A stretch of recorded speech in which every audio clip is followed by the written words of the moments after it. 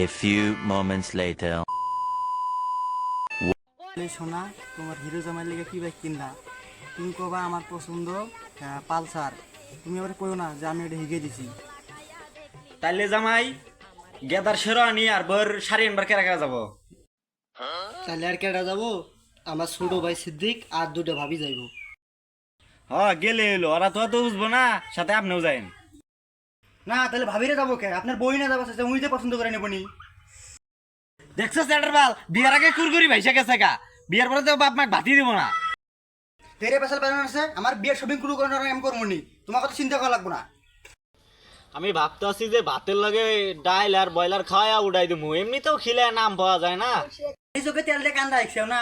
আমার বিয়ের মধ্যে গোস্ত পোলা দই ফিনি সব আয়োজন করা লাগবো।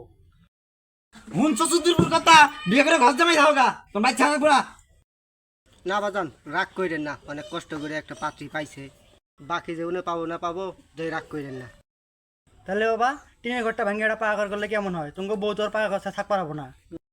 ওই দেখ তোর পোলা আমার উদাসীনী করবার আইছে। না বাজান রাগ করান যাবো না, বিয়ার মশলে রাগ করলে মানুষে খারাপ করবো। দেখছেন জামাই, আপনার শ্বশুর তো এমন নাই করে, চ্যাংড়াটা একটু আমোদ ফুর্তি করবো তাও করবো। তুই আর আমি নাইছে দেয়।